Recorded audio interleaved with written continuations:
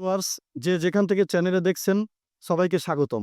এবার আমরা কথা বলবো নাইদ ইলেকট্রনিক্সের কর্ণধার নাইদের সঙ্গে জানবো ডিপ ফ্রিজ সম্পর্কে কিছু কথা। হ্যালো, আসসালামু আলাইকুম। সবাইকে আমার চ্যানেলে ধন্যবাদ। আসুন দেখাই আমাদের ডিপ ফ্রিজ। এটা ওয়ালটনের ২০৬ লিটার। দ্রুত আসুন, একটা অবস্থা।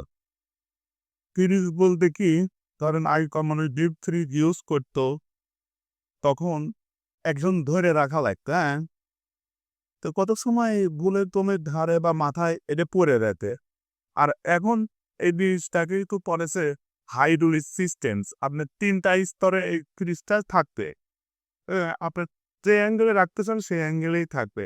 ১ দ্বিতীয়ত এই ফ্রিজটা যে গ্যাস দিয়ে তৈরি করেছে 600 গ্যাস, এই জিনিসটা বরফ হবে না। আগেকার যেমন পাথরের মতো বরফ হইতে ঢেল মারার মতো ভাঙে মাংস বা মাছ মানে ছাড়ানো লাগতো।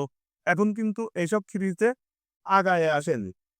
যেমন এই ফ্রিজটার বরফ হবে তুষারের মতো, মোমের মতো নরম।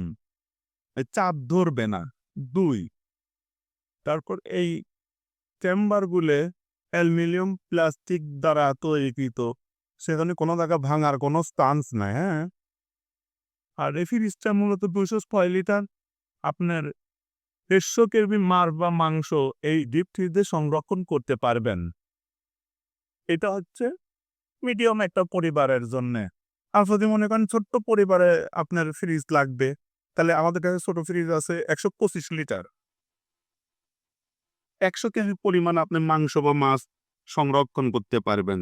এইটারও হাইড্রোলিক সিস্টেম অনেক সুন্দর, স্মুথ। আপনি যে অ্যাঙ্গেলে আপনার ডোরটা রাখবেন সেটাই থাকবে। হ্যাঁ? এমন না যে এটা ছেড়ে দিলেন, পড়ে গেল টান। সাথে ওয়ারেন্টি কার্ড আছে, লক সিস্টেম আছে। আপনি ইচ্ছা করলে লক করে রাখতে পারবেন। বিদ্যুৎ খরচ সর্বোচ্চ ওস ৭০ থেকে ৳১০০ বিদ্যুৎ খরচ হবে। সবাইকে ধন্যবাদ। আমার ইউটিউব চ্যানেল এন নাহিদের পাবনা পক্ষ থেকে।